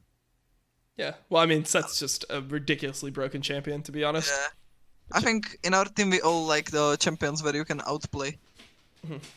By the way, Dom, And you notice that this also suggests something else about the coaching staff of Mad Lions, because people forget because they rebranded. It used to be Splice. So some of these people were some of the coaches within Splice. And everyone obviously would have criticized them as coaches because they were like, why are you playing that stupid style? Like, why is it always like the stupid, like nothing happens in the mid game? Like, as far as I know, that came from the players, like limitations the players had. And the whole thing is coaches can't really come out and just throw the players under the bus. Like, Jimmy makes me do that. Or this guy can only play these 2 champions. So like you see, when they got totally different lineup of players except Humanoid, the style of it's like night and day. They're almost a polar opposite team. it's true. Actually, the coaching staff is entirely the same, except one coach. Duke. he's coaching Vitality now. Yes. So obviously you got rid of the right person. No, just jokes aside. We have no idea. I don't know. I'm just saying. I just flamed Duke a decent amount last split because he's the one that like at the time when Rogue was like 2-7 or something said that they would win 8 out of 10 games against TSM when TSM was the second best team in NA. Like there was no way that you could rationalize that being the actual strength of Rogue, especially because Rogue was like flipping every single fucking game at that point. So unfortunately, though, in history, that now looks like quite prescient now. Yeah, no, I mean that was accidental. Come on, he didn't know that. Come on. I mean, if you said 8 out of 10 now, you'd have a better argument than you would back then for sure. Like at least now you're comparing a 5th place to a 5th place team, and Rogue does have like some advantages. But I mean, speaking of Rogue, Hans Sama's pulling out the Draven. You were known as a Draven player, right? Like that's like one of your champions. Yeah. Where is it, man? How do you evaluate his Draven then? Well, I think Hans Sama's Draven is good, but you need to know how to lead the team to play that champ, and also like you do one mistake and you're doomed. I'm looking forward to you playing against Fnatic then. You can show us how it's played. I don't think Draven is the greatest champion right now. Oh, now all of a sudden it's not a good champion to pick. Like, fucking hell. Yeah. I mean, there are a lot of picks that you can play into Draven and a lot of mages, so I'm never scared of Draven because I have a lot of champs to pick into it. And also, like, there is a rare chance to play Draven. Because, for example, when you play it into something like, I don't know, Ornn and some other engage, it's pretty annoying because you're doing basically no damage. They're just on your head. What do you think about the build that everyone's going on Draven nowadays? The Mana Moon into like Duskblade, all that stuff, lethality Draven. But I haven't seen that, so okay, I've seen that, but sometimes does that actually work? Sometimes it's Mana Moon into BT, right? Like it just some variations of Mana Moon first. Like how do you feel about that? Well, I mean, if you're not playing into tanks, you're playing into squishes. I think the Mana Moon into Duskblade could also work. But Mana Moon actually gives you a lot of AD. I think 90 plus 80. I saw some statistics. Maybe it's with presence of mind as well. Not quite sure. But actually, I've played against it like once and it felt strong. But before it gets the Mana Moon stacked, before you get Muramana, it's not that strong. And also, like, if you just die on Draven and enemy AD carry is like Aphelios or Misfortune, you're just doomed. That sounds a bit risky, right? Yeah, it's so hard to get back into the game as Draven. Yep. I mean, I don't know. Every Draven player I've ever talked to tells me the champion's shit. And then when I play against a Draven, he's got just a BF sword level 1 with his Q. And he just auto-attacks me one time, and that's the end of the game. So Draven's definitely the Yasuo of bot lane, put that way. But the thing is that Yasuo theory's playing bot lane, you know what I mean? Every Draven player just will never tell you Draven is strong, because obviously low mobility, etc. But I don't know. That I feel like that champion does have a sweet spot. And into some of these lanes, I don't really see like how you can be pressured as like a Draven Thresh into like a Tahm Kench Aphelios. Like you should just be able to like run over those types of lanes. Obviously didn't end up happening when Hans Sama was playing it, but they ended up going back to it like another time during the season. So that's obviously something that Rogue values highly. I'm curious to see if they keep on pulling it out. It's also just fair that Draven is where it's at. Like, it's one of those champions where the problem is if it has that big a snowball advantage, it should have a massive disadvantage if you don't make those initial conditions. Like why do people do that in League of Legends? Why do pros act like, my scaling champion should also be godlike at level 1? Or like if they play some fucking sick early game, why does Lee Sin drop off? It's like, you don't get advantages everywhere in the game. You have to actually know the strategy of the game as well, for fuck's sake. What is this? Yeah, no, that's actually true. Yeah. I mean, my point is every Draven player is just delusional, Every player tells me this champion is just the worst champion in the game. But it's like, it can't be the best all the time. Like, how insane would this champion normally be? Yeah, because it's such a niche champion if you think about it. Like, it never should be the most meta champion. It should be that specialists who really like it pick it in the one matchup that they like. I think that's fair. It's coin flip champion. Yeah, perfect for you. Perfect for your team, right? That in itself is actually a good way to describe it, because as you said earlier, Dom, typically that's not what you want from the ADC. You don't want your ADC to coin flip, do you? So the idea that there would be one, obviously it should be a niche condition pick. It shouldn't be like I can pick it into anything blind and then just play it, because in that scenario it would be the most OP fucking champion in the game. Yeah, it's so strange to me that that's like Hans Sama's specialty, because when I think of Hans Sama, like, I don't think of him like that at all. I just think of him as like a safe AD carry player, Like I never feel like he's going to take the risk. But he just loves Draven for some reason. So like you'd think that out of all the AD carries that it would be something like maybe like Patrick would play it a lot, or maybe a But it's weird. It's not a coincidence, Dom. When I was trying to remember EU ADCs, I literally forgot he even existed. Yeah, I mean, you know, I bet you tried to forget him a lot last year with that Misfits lineup. So Definitely did. I think here's the funny thing though. That's actually how you know how Reddit narratives work. Because he's one of the only players who never took any sort of stain on his record from that year. Everyone forgets he was even on the team, Dom. Like, everyone flamed the fuck out of Soaz, Febervern. Obviously, Maxwell was like almost forced to retire. Gorilla got flamed because he was like a former, like, you know, champion level player. Everyone forgets Ham Sam was there as well. Like, it's because he's just so sort of quiet as a player and as a personality that he just kind of like, it's like he was the kid in the back of the class who just didn't ever raise his hand and he just got away without being asked any questions. Yep. I don't think it's because of that. Well, look at Hiku. He was also quiet and yeah, but he already became a meme, Carzzy. Like, the problem with Hiku is, even when he had good games like on Ash, everyone just wanted to flame him because he became a meme. He's like Wu Light. Like, those players would have to like win worlds to ever like reverse their career narrative at this point. Everyone just thinks they're a meme. Yeah, I mean, Hiku got bullied out of the AD carry role. I think last I heard from him, he's swapping to support, right? Like he's no longer playing. Okay, well, I guess it's just doomed for him. Is he even playing National League or anything? I have no idea about this player. No, he was playing National League, like Polish League, and then he role swapped to support, and not a single team took him.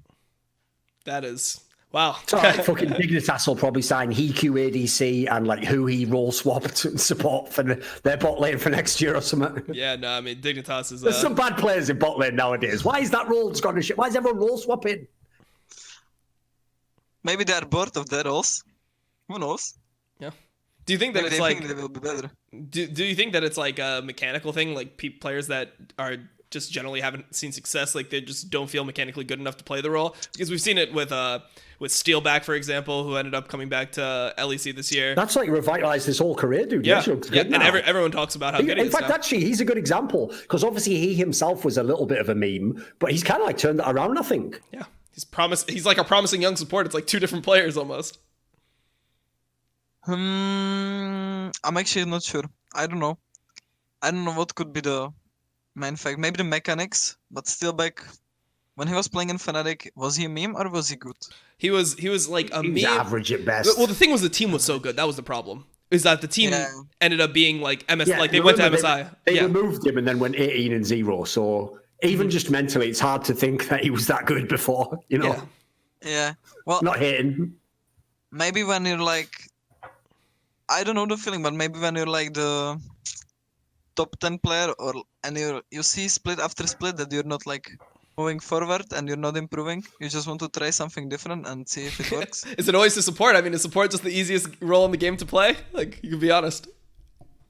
I don't think it's that easy to play, but I mean, you don't have to do much mechanical wise, but you need to talk a lot and know a lot to be good at support.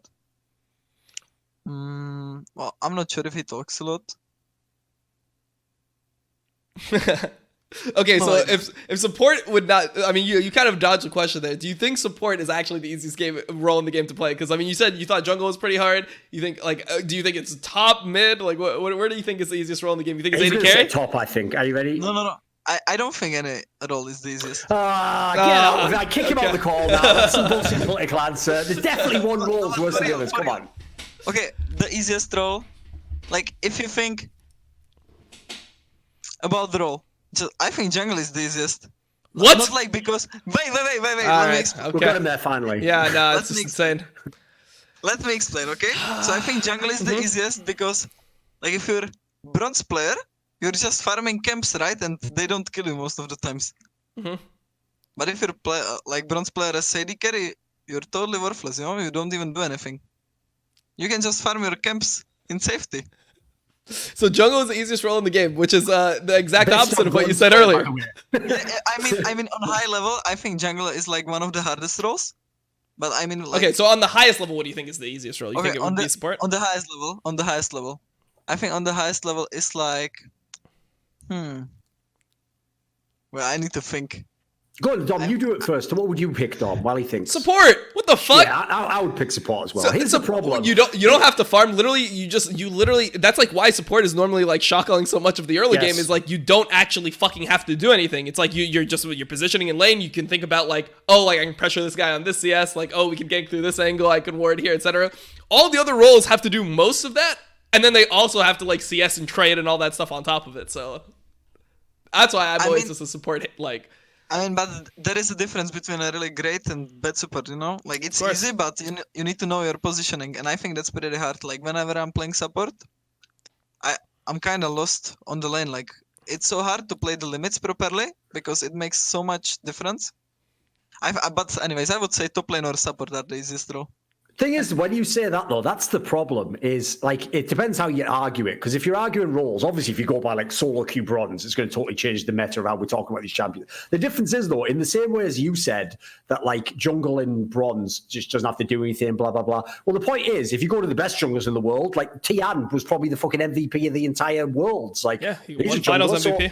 So you've sort of done the opposite there with support. Like you've taken the fact that, yeah, I agree. The best supports are amazing. Like they can take over the whole game. Like I think Hylissang for me was the MVP of the summer last year. Like I thought the guy was unbelievable. But the difference is if we go to the average level of all these roles and we look at pro level play, I would say of all the roles in the game, if you're like in the 9th best LEC team, the easiest role to get carried at is support. Like just logically, like most of the things they are just like cerebral elements. No, the difference is even a jungler. Like try just being behind all the time as a jungler in the 9th best LEC team. You're gonna have a fucking nightmare. You could still sort of look all right as a support. I feel like I'm not hating on any supports, as I say. Yeah. The best supports are really amazing. But I also think logically, part of what makes the best supports really amazing is that they're doing it from support. It's like they're kind of almost doing shit they shouldn't even be able to do. Yeah. I mean, I just remember back in the old days, you know, back when I used to play Season 1, Season 2, the way that teams worked is like no one actually had defined roles back then. It was kind of just based on like what champions people played.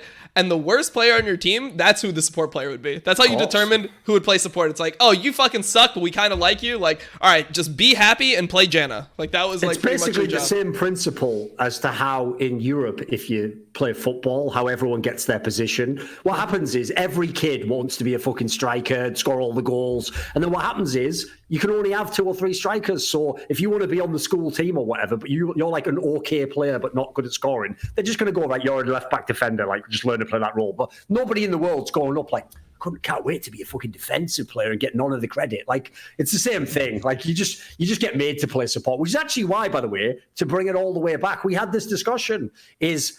Of all the roles to role swap to, it seems to be the most popular, presumably for this reason. Like, it takes a lot of the mechanical element off you. And if you're a smart player, as we've seen with the Yellow Stars, the World Afro Move, Mithy, like, it's going to be sick to play the support role. You could still have a big impact even if your mechanics aren't that great. Yeah. I mean, all I want to say is Core JJ, like 6th place LCS playing 80 carry, support world champion, you know, just like that. So sadly, that's probably why Keith thought to switch. He thought, right, yeah, exactly. This is my chance. We're not blaming Keith for that. That wasn't his idea that's at all. True. You said they made him do it, right? Yeah, they made him do it. I mean, it was pretty much like, hey, you're never going to play LCS again. Like, do you want to play LCS and potentially role swap? And then he just like gets in there and they just devalued him even more, just bench him and ruined his career even further. Like, you do anything to play an LCS, right? He's like, yeah, almost anything. They were like, put on this game suit. I mean, play support. And he's like, fucking hell, right? All right. That too. Tom Kench duty.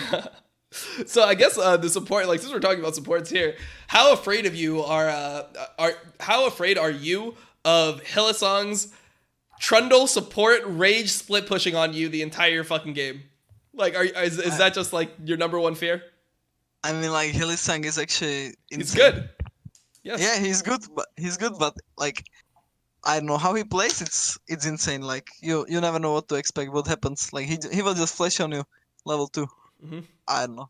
That's why anything can happen. That's why he's got to play Set. Isn't that the fucking strategy with Set? You take Omni Stone, flash on them level 2, and then you unlock your Hex Flash, and then keep on fucking going in lane. You better ban that shit. Yeah, it kind of is. Set is disgusting champ for that. Yeah. Thing is, though, it actually feels like Carzzy, this split has also gotten to show like a side to his game that he never did before. Because I wasn't someone who followed the National Leagues very closely, but Veteran always told me that basically the guy he played ADC with in the National Leagues was like sort of limited how aggressive you could basically be, and you had to sort of be more passive. So, like, what was it like building a relationship with Carzzy? Like when you first started, did you immediately have chemistry? Were you on the same page? It took quite some time. It took like 2 months, I think, for us to get on the same note. Like we had a pretty similar blah, blah. We had a pretty similar play style because he also tests limits all the time and he plays aggressive. So do I. So player wise, the chemistry was there from the beginning, but human wise, it took some time. Guess it makes sense. Yeah, I mean, about Kaiser, I mean, it's so weird to hear that was like the characterization of him, because when I think of Kaiser, I just think of him as like a Rakan one trick, pretty much just like engaging all the time. Like that's my viewpoint of him now, because that's what I've seen in LEC most of the time. Obviously, he's like branched out his champion pool, but I think that was the thing that was the most like unique about Mad Lions to me, is like how much you guys valued like the Rakan Lee Sin. Like over and over again. People would try to counterpick it, like they would play Rek'Sai into Lee Sin, which is supposed to be a really good matchup.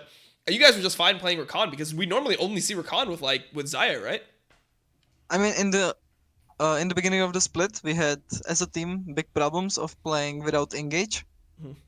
So we were looking for champions that can like engage properly, right? And Rakan was like the best champion at the time. We were also playing like Nautilus, Leona, stuff like that. But Rakan has the best engage in late game, so that's why we were rating it high. Yeah. Also, Lee Sin, I think Lee Sin is good into immobile champions, and the carries of course he's good into immobile champions, and the carries are almost all immobile at the moment. Yep. So I think that's why we're playing this, because we are the team that like fights all the time, Mm-hmm. Yeah, it makes sense. I mean, are like built for it.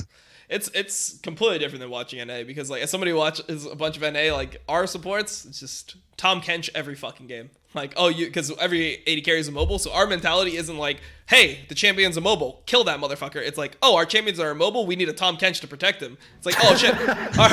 That's true, actually. Yeah. That's how we think. I mean, we're just That is fucking. the mentality. It's man, it's so sad. And then like you expect these Tom Kench picks to be punished. Nope, we don't punish it. We play Braum. It's like, oh, both of our 80 carries are protected now. Yeah, that does make you we wonder just about fucking the support suck. class in NA. Like, where are all the fucking mage players? Where are you guys? Where are all the range supports? Actually, there are none. Yeah, it sucks. Do you think Actually, they're it's- unplayable? You think that you can't pull out like a Lulu into Tom Kench? I think that's not the best. Mhm. I actually, to be honest, Tam Kenji is not that weak. I think Tam Kenji is like one of the strongest support picks right now, because he's just so strong in lane. Even though he's melee, like the sustain and Q damage, also the auto attacks. But the counter is supposed to be mages. Like we saw a game in NA. This is like one of the only times that I'll cite like a good draft from NA. I don't know if you heard about it. Where we played Zig support. We had Hui play Zig support into Tom Kench. They drafted Tom Kench Ezreal, and then the other team drafted, I think it was Varus Ziggs. They just took the turn at like fucking like 8 minutes, 9 minutes, 10 minutes, something like that. They just destroyed this Tom Kench in lane. So I feel like there are ways that you should be able to pick into Tom Kench. Another one that is more practical, I think, that people have been playing is Bard. Vulcan, which Yeah, but makes sense. yeah, Vulcan is probably our best support right now, and he just destroyed a Tom Kench with or I think it was a Braum. Like if you pick Braum or Tom Kench, like normally Bard players are willing to look at that matchup, but yeah. I don't know. Maybe Yeah, I've actually seen Bard played into Tom Kench in LCK. LPL. yeah, and LCK as well. They are Oh, no doubt. Yeah, of course. yeah, they love the Bard. I mean, like, Has but- Kaiser played any Bard actually in competitive? Yeah, games? he played Bard against SK Gaming. Oh shit.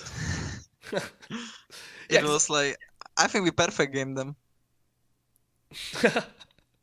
Is SK just that bad? I mean, they were pretty bad. I don't know how it's now, but they are most likely still bad. They won 2 games because they had no pressure, Yeah. But on them anymore. So. man, Like to me, SK Gaming they're a team where the main person I blame is whoever their GM is, whoever put that team together. Because I actually don't think that those 5 players are each the worst in their role. Like actually, most of them are like all right, or like have some redeeming quality, or were good in like national leagues. But the problem is, as a team of 5 players, it doesn't look like they work together at all. Like that looks like a terrible team. they're the mortals of EU, where you just have like a bunch of role players on a team, and you have no. Yeah, that's like, a good analogy. There's no like hard carry, is there? There's no Yeah. one guy guy who, if we give him this champion, he'll carry the game. Like, there's nobody in that team will do that. I'll be honest. Like, I think the trick is pretty washed at this point. Like, I just he's a bad player, mate. Come on. yeah. I agree. You just hard agree. The only player I think on SK that I like, I do feel mildly sorry for is Crown Shot. Like, I do think he could be on a better team. I think he has some skills. Is the only one who's leading the team, so I think the wins are only thanks to him. Do you think Crown Shot has like redeeming qualities? Like, okay, so I guess we'll ask the hard hitting question. Who do you think is the worst AD carry in the worst AD carry in the league? Yeah. So I'm assuming it's like Comp, Crown Shot. It's got to be those sorts of players. Come on. Even Inax probably has to be in there. Inax would be in there. Yeah. Who would you pick just for your player? It's hard. I mean, like, it's really hard to say who's the worst because they have like really low downs. Really low downs. Okay. It means low lows. But I get him. I agree that they all have downs. Doesn't mean that they all have downs. So exactly. I mean, I'm not sure who's the worst, but sometimes they're playing like, I don't know, like maniacs. Yeah. The worst would probably be. Actually, wait. I need to remember who's even there. So it'd be Comp, Inax, It's Comp, Crowny, Inax, Crowny. Who's the fourth one? Caps. Okay, that's. Wait, the fourth team wouldn't make it. Wait. So you have XL, so that's Patrick. Oh yeah, okay. Well, you said He already put Patrick like fucking third or something, so I guess we can't do him. B-Boy would be. B-Boy has to be at least considered, surely. I don't think B-Boy is the worst because his mechanics are so good. We saw him carry some games. Here's the problem. I do like my gut tells me it's either Inax or Comp. But then again, on the Comp one, it's like I feel bad for that guy because he never had a proper team. Like he never had his mid laner. He only got Steel back towards the end of the split. So I feel like he didn't necessarily get the chance to show his game off. You know, it's most likely Comp, but I think he's not the worst. But right now, he is most likely the 10th AD carry, but definitely has the potential to be better. We can't because of it. Mates, I don't know, playing with second and then playing with Selfie. Yeah, no, I know. And then you can't really blame. I mean, he had to play with fucking Jack Troll for the majority of the split. Yeah, exactly. Come on. Like Jack Troll, I think was pretty fucking. You have to understand, Jack Troll is like the old joke from someone in Insight that me and Monty made about Loco Doco. That's like the training weights, isn't it? It's like if you can succeed with Jack Troll, just wait till you throw those training weights off, mate. You'll be fucking sick. It'll be amazing. But Jack Troll used to be good. I thought he's. How long ago are we talking here? Like 4 years? 1 year? You thought he was good last year? I don't know. I mean, he's ranked 5 right. He's all right, I guess. He's always at the top of solo queue, though. Like, he's just always at the absolute top of solo queue. When I was in Europe last year, he was just top 5 the entire time. And I played with him, and it's like, how is this guy top 5? Maybe he just has, like, the best mental of all time or something. I don't understand how it could be possible. But, he's obviously a professional at being carried. We're aware of that, Dom. Like, this guy knows how to get the fuck out the way and let the big boys carry. My favorite Jack Troll situation. I don't know. Did you end up catching the tweet war between Attila and Jack Troll? That was amazing.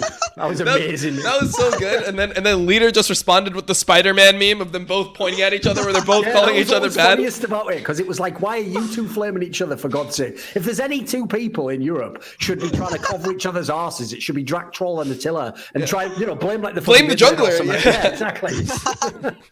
Blame Mowgli. Yeah. Well, I mean, you could blame Mowgli. I don't think you can blame Jizuke, man. Jizuke has actually looked really good this split too. Like, he just looks like somebody who's just really able to carry games. Like, and he just has such like a wide champion pool. He's definitely been the second best mid laner in our league, at least. And maybe our league is that far behind, which is a bit depressing, isn't it?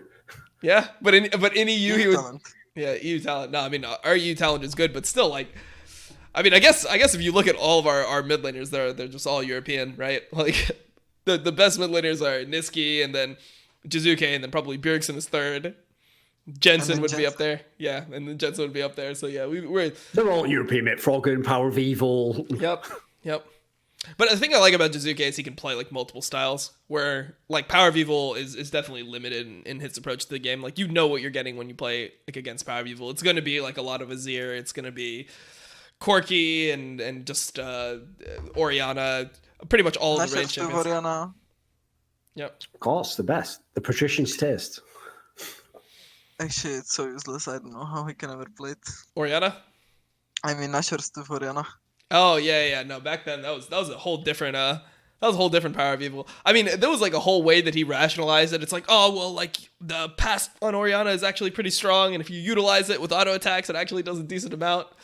But yeah, I mean, the thing, Dom, I know what you mean. Like, definitely, you can certainly criticize some of those builds. But one thing I will say is, as weird as it sounds, it might sound counterintuitive, but I actually think that hints at something, which is why I think actually Power of Evil's like surprised people with some of the success he's had in his career. Which is, I think that actually shows that he has a very good and like a very realistic sense of his own game, and he knows where his strengths and flaws are. And so, what he's trying to do with these builds is play to his strengths. So you can certainly argue like it's not the most optimal way. If you had the best mid laner, you wouldn't do it. But I can sort of see where he's coming from. Even yeah. And he had a bunch of like, and those were obviously situations that were bad, but he had a bunch of picks that were good. I mean, he was like pretty much the first person to start doing the Varus mid, the lethality Varus mid with like with like all the poke, and he took over games with that. He had the Cog mid back in the day. He was the first one that was on that Runeglaive Ezreal. Because people love to talk trash on Power of Evil when he's at his worst. This is not an exaggeration. This is real. You can go check interviews.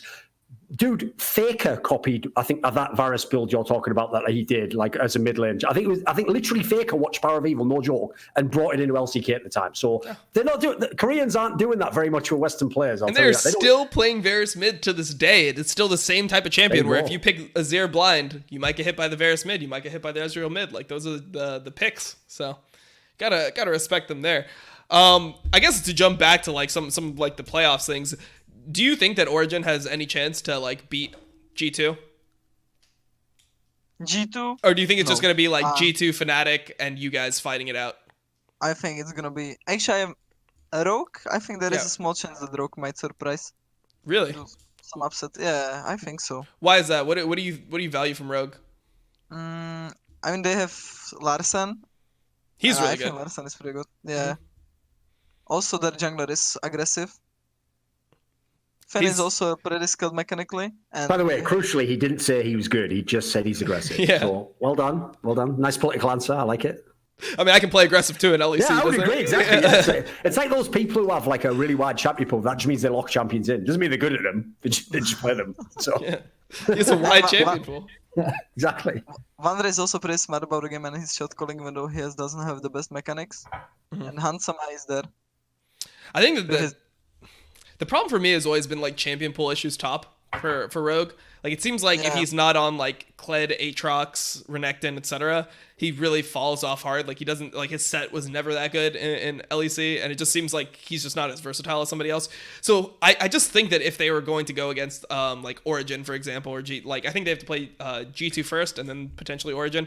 Not completely sure how the bracket works, but those are the teams that are in the losers bracket right now. Oh, they're playing Origin next week. I think. Okay. So if they play Origin, I feel like that's such a mismatch top lane. Like you have Alfari. Yeah. Yes. Alfari probably the best mid or the best top laner in LEC playing against Finn. You know, I mean, you can do a lot in draft just with that role. I think Rogue has a good chance of beating Origin. Just because of their aggression early? Yeah. I mean, the stylistic matchup gives them a chance for sure. Also, I think Larsen is better mid laner for sure, and their bot lane is kind of even. Yeah. Yeah, Larsen's another player that I think got a little bit of a bad rap because he had such a memorable int in those games. I mean, the package at the fountain, that was crazy. I mean, I like the LEC tweet that they did where they had Caps satcheling himself and canceling his own auto attack, and then they had Larsen just Valkyrie into the same packaging into the same spot. They're like, something about this fucking spot on the map is doomed. Like the spot is to blame, not the players. But yeah, Larsen looks good. I just feel like that team just has some like really big issues when it comes to drafting and stuff. And I think that Origin's drafts have been pretty solid for the most part. Like Rogue did a couple things in their recent series versus Misfits that I didn't like, where they're drafting multiple lanes that you feel like would need to be played around. Like I'm sure if you're playing a Draven lane, you want your lane to have some level of resources, but both times they played Draven, they weren't able to execute it, and then they're playing like Talia Renekton with a Draven, where it's like, okay, like as a jungler, what side of the map do you even go to? Like, how do you play that game? Because I feel like the Draven's going to be like, hey, like, I need my stacks. Like, come fucking cash me in bot. And the Renekton's like, hey, we have fucking Talia Renekton. Like, I want you camping this lane because we have the one-shot potential. So I just think that, like, their drafting is kind of weird. And if Larsen doesn't, like, hard carry the game, it just feels like that team is going to be pretty doomed. I'm with you. I think they're a bit too one-dimensional. Like, one of the things I don't like about Rogue is Like, I loved seeing all the talent last year, but then my logic was, like a lot of people, like, let's see if they develop a bit better. Yeah. And some of them just like stayed at the same level. And in fact, now that we've seen them play a lot more games, you can see the limitations. Like you were saying about Finn, to me, he's like the top player in Hillsong. It's not that he's a bad player on the other champions. He's still all right, but he's just so much better when he gets his champion. Like, if he doesn't, he's just not a factor in the same way. So in that team, I'm with you. It's like only really Larson can carry the whole game against with the elite teams. And when they go against OG have their own limitations, but the difference is like the three laners are all pretty good. Despite what everyone said about Nuke Dog, like he's still a veteran. He's still been in a million playoff games. I'm sure he'll be fine. Yeah, I can't see Nuke Dog being the type of player. He's not going to get smashed that hard, is he? Yeah, I feel like he's not going to just lose the series alone. Maybe it could happen. I mean, he never loses the series alone. He's just, I don't feel like he's doing much for Origin to win. Yeah, I'm with you. Mm-hmm. I can see that. I think that's fair enough. Still, I feel like there has to be a reason why Origin performed so much better over the course of the split than Rogue. Like Rogue, what you said, Thorin, I think was like a really good point. Was that Rogue didn't progress at all from last season to this season? Like they had all this. Think about when Inspired came in, the hype around him. Yes. He looked really sick those first few games. Like I've been really underwhelmed by him this split. Mm-hmm. Like where's all his champions? Like it seems like he has like a one style of play. And if it doesn't work, he just get the right champion. He's over. Yeah, I think his Olaf is like definitely like it was his main champion. I mean, he was the one that I think popularized the Warrior Cleaver Olaf. And he was doing super well in 2019 summer. And then as time went on, it just feels like he's lost his ability to like really like put a stamp on the games. You know, he has a lot of like bad games now that it felt like he didn't have before. Maybe Go for it. What? Maybe he became his solo lane's duck. He became the dog of Nuke Duck and that. The dog the dog of Larson. Yeah. Oh, sorry. Yeah, I got it mixed up. Yeah, of course. Mm-hmm. Dog of Larson. I think that might be it. Because I think Larson might be one of the most vocal players in La Rogue as well, with Wander. Oh, okay. For sure. I mean, I wonder if that takes away from like how good Larson really is then, because if you're like such a dominant player but you acquire so many resources, or like you're super vocal about how you want the game to be played, it seems weird, especially with the way that they draft. Like, I don't think that your mid laner can even be there. I would expect Larson would be like pretty quiet and self-sufficient because he's playing things like Azir, he's playing things like Ord mid in the series, etc. Where his side lanes are the ones that are playing like Renekton, Kled, you would Draven. think it'd be Finn that'd be asking for all the fucking ganks, right? Yeah. I mean, his champion pool. Mostly it's like Finn is grouping most of the time and Larson is playing the side lane. So it would make sense if Larson was talking. Okay. Mm-hmm. Yeah, because he's taking the resources and most of the times who's getting the resources is talking the most. Yeah. But wait a minute, Dom. If we made him do the ADC tier list, what's your jungle tier list? I want to see where Inspired fits in that. Oh, jungle tier list? Let's do the jungle tier list. Come on. For Jankos is first, that's for sure. Self-made is second. Self-made is second. Yeah, I think the first two are easy. It's after that's where it's going to get interesting. Third, you better say Shadow, bro. He's your boy. You think Shadow's not third? But I mean, yeah, in playoff. Okay, so far in playoffs, he's third for sure. Okay. But in regular split, I would rate him fourth. Who would you say third? Who would be third? Xerxes. Cersei. There we go. Fifth. I don't know who's fifth. 10th is Trick. Yeah, 11th is Boxer. So K-Droll is somebody that some people say. Is fifth. Yeah. Well, what about Razork? I think Razork was pretty good for the beginning of the split, at least. Yeah. So that's like why it's hard to put. For me, I would put K-Droll sixth, Razork fifth. I think Razork has been pretty good. Yeah, Razork fifth. But it's hard to say because I don't know where I heard it, but I heard that Fabian is micromanaging him, looking a lot for him. Okay. I've heard that too, Not but realistically, even if you're being micromanaged, it's not like he's only like he does go mid a lot. I definitely agree with that, but he's also smart about like diving the side lanes and things like that. So yeah. I thought he was a very like solid individual player. I mean, this guy's been rank 1 in solo queue for a while too. Like he's got to have like some redeeming qualities. I don't think that's isn't that also, to be fair, just the jungle version of what we just said about Larson as a criticism. Like if you're going to criticize Larson for taking all the resources, you can't then you have to equally criticize the jungler who just gets told what to do. Right? It's the same shit. It's just the other side of it. Yeah. It's the same equation. So, but even by what you just said, Carzzy, that would mean that at best, Inspired would be 7th, right? Because it would be Razork, then K-Droll, and then Inspired. Yeah. I mean, I will say just before, because this is where Reddit P always take the out of context and go crazy. When we say they're 7th, we don't necessarily mean like it's like set in stone and like the difference between 6 and 7 is huge. Like I'm guessing in this mix, we'd probably put like positions 3, 4, and 5 are all like super close, but you have to rank someone 3, you have to rank someone 4. So even if he's 7th, it doesn't actually mean he's terrible at it. But to be honest, for jungle, it's hard to say because like you don't know who does anything, you know, in the team. Like maybe someone as a jungler is shot calling and like talking about the wave situation and saying to dive those guys. But maybe the guy who looks better is just being manipulated, micromanaged by his teammates. Yeah, you can never know. Yeah. So what you're saying is the guy who's been manipulated, just told everything to do, but he does it all like a good dog. Well, that's a true jungler. Yeah, you're the best jungler in Europe, actually, based on that logic. You know. Well, we can all agree to that, right? Come on. Jungler's got to know his role. I mean, yeah, but I don't know.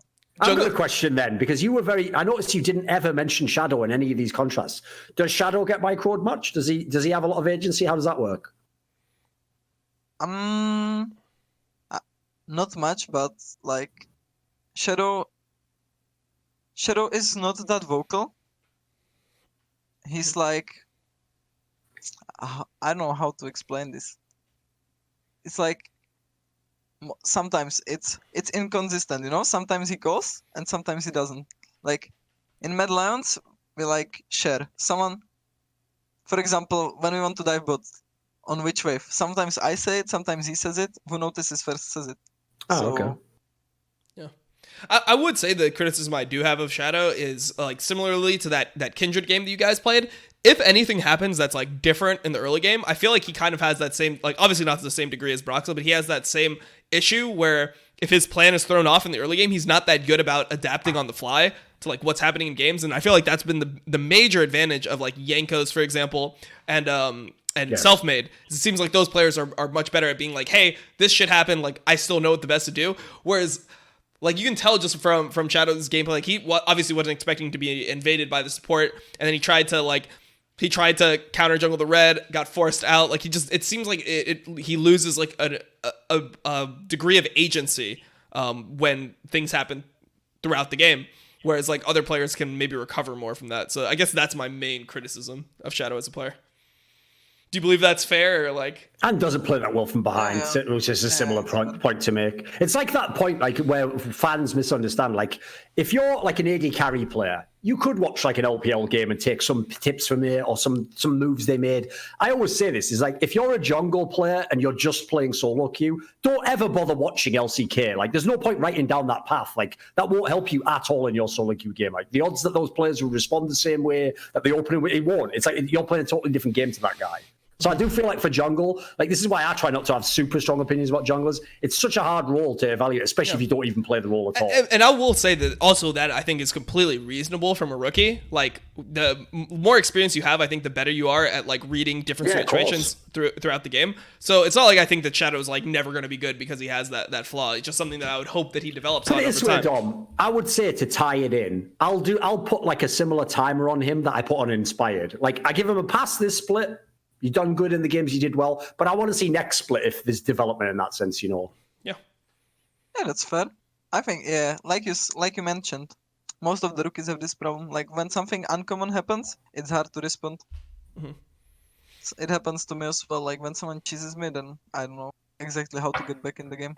Also, to be fair, in your team, like everyone's a rookie except Humanoid, and even Humanoid's only played for 1 year. So it's also a case like if you're a rookie but you go to a team of veterans, they could help you with that. Like you guys are all figuring it out yourselves. Like there's no super veteran guy who's got the brain to shot call everyone. Yep. Just doing what you can, figuring it out, beating G2. Easy.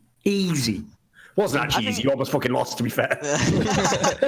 You've got to be real. You know, you did almost lose. But we should have lost at the first try when they tried to backdoor. If Mickey just ulted me there, it would be over. Yeah. Then I was teleporting to save the base. Mm-hmm. Or Jarvan could have flash EQ'd potentially. He was on the other side of the pit. I think you were in Vision too. Wasn't there a trinket on you? Yeah, I was in Vision. But here's the thing, Carzzy. Kiana was chasing him though. So maybe inside his brain though, Mickey X thought, shit, it'd be epic if we lost here though, wouldn't it? And then what do you know? It just happened again. There we go. That's going to be the meme of this episode, by the way. Like the idea that you actually said that before it happened. I mean, thought it rather. Like, it would have been worse if you'd said it, obviously. Yeah, no, he didn't Dardock it completely. Well, I mean, I guess we're an hour and 45 minutes into the show. This is normally kind of where we open it up. Is there anything that like you feel like you wanted to talk about and you didn't get the opportunity to? Is there anything you like? Anything that was on your mind that we didn't cover? It's pretty much up to you at this point. We could just end it here. We can do one more topic, but yeah, it seems like you have something. Yeah. By the way, the final backdoor, I don't think Caps could have ended with Mickey X. You don't think if We he were satcheled rewatching you it. guys? I mean, we were rewatching it like 10 times, something like that, and we were like, God, he W'd himself to dodge my stun, but like he wasn't really in range to satchel me away. Like, I could stun him from that position, I think. Okay, but if he Also- didn't W himself, though, could he have? If Could he have did- got the auto off? Then he would have been stunned by me. Right. Okay. And also he was after the W, like he didn't even try to auto. He threw E because he wanted his passive back. Mhm. So he thought that he wouldn't kill the Nexus. Maybe he would kill it anyways without the passive. By the way, Dom, I hope you can appreciate the delicious irony. I guess it's not even irony because what you'd actually expect of someone who, remember what I was saying about mid laners, how they all have these massive egos. It's easy to play every other role. I love the fact that someone who changed from being one of the absolute best mid laners Got beat by became an an 80K on and mid. lost the fucking game by not just auto attacking. That was what you guys said the whole role. You're like, oh, geez, you all you do is auto attack. Do it then, dumb cunt. What are you doing? Why are you doing your abilities? You're not a mid laner anymore. Like I actually thought that he's choking, but for real, I think he knew that they won't end. Otherwise, he would auto. Right, you think he just knew there's no point doing it anyway. Couldn't have been, right? Yeah. Yeah. Like he tried to dodge it, and I don't know. And then if he had passive, they would end for sure. But he didn't get in time, and once he got it, he got stunned by Set. So Yeah. he couldn't auto after that. I mean, yeah, I guess if he wasn't able to W away, then potentially. But I would think that if he was kiting into the same position and he like dropped his satchel while kiting towards you, I feel like he should have been able to, CC you and just keep you out of range. I just think Also- that in general he should have used his satchel not on himself. That's Yeah. my main Can we all criticism. just take stock of where we are a second here? Caps was a player who has been in the last two fucking world finals as a mid laner, was like MVP candidate for the last 4 splits in a row. Now we're literally debating how he misplayed using the fucking like 4 ability keys inside the game in the first round of the LEC playoffs in elimination. What's going on in this team? Come on, guys. What are you doing? Yeah. What is that's this? crazy. Well, I mean, I trust you on this because, like, normally the people that are playing, like, I assume you're still spamming a lot of League. You normally have better feel for situations like that. So maybe that'll change the Reddit narrative. You know, maybe you just saved Caps' career. Or maybe Carzzy is praising Caps because he thinks that Caps is a Yes. better mid laner than Perks, and he doesn't want to play against He Perks wants in him to summer. stay in ADC. So he Exactly. wants Caps to stay in AE carry for summer. Maybe that is He's the like, fucking listen, truth. don't give up, Caps. I still see potential in you, mate. Stick with it. Like, you could do it. I believe in you. Holy He's probably fuck. messaged him privately. Like, I actually thought you played pretty well in that series. I actually think that Perks is better mid laner than Caps, to be honest. He's probably better at both then. Yeah. He Makes is. sense. Well- Yeah, it makes sense. I mean, Perks is the I goat. don't even think it's hate to say that, though, because, like, the key thing is it's just a different style of play. And it's like, listen, if I wanted to be the most entertained, I would pick Caps' starts. They're fucking amazing. Like, he is like their Western Faker to me. But if I wanted to, like, win a lot of games, I would take Perks personally. I'm not even hating there. Like, I just think, like we've already talked as well about the whole shot calling element, his brain for the game. Like, now he even understands another fucking role at a world class level. Like, the guy's the complete player. Yeah. I mean, having your best player playing mid is normally an advantage. Like, mid is probably the most influential role in the game. I know that there was a vote of LEC, and all the LEC players are it was the most voted role for being the most important role in competitive play. I think mid lane in general is just the most valuable role in the entire game. So having your best player in that role, normally, the optimal I thing. definitely agree. Okay. Well, Luckily, I have Humanoid, the best player in the world, so yeah. Good to Does he go. have a gun to your head behind the camera right now, or maybe. maybe? Shit. Well, I guess we have to end this episode here, man. Carzzy is about to get murdered, so it was good talking to you. I mean, I wish you luck versus Fnatic this week. Hopefully, you guys, Thank you know, you. keep the streak going. It was nice talking to you, hearing your take on everything, and giving your ratings of players. I appreciate your honesty with like all the players on your team, yourself, etc. When we were discussing every team and every player that we talked about during this episode. So thank you guys for watching. I appreciate everyone coming here and watching the show, and I hope to see you guys next time. Peace out, guys.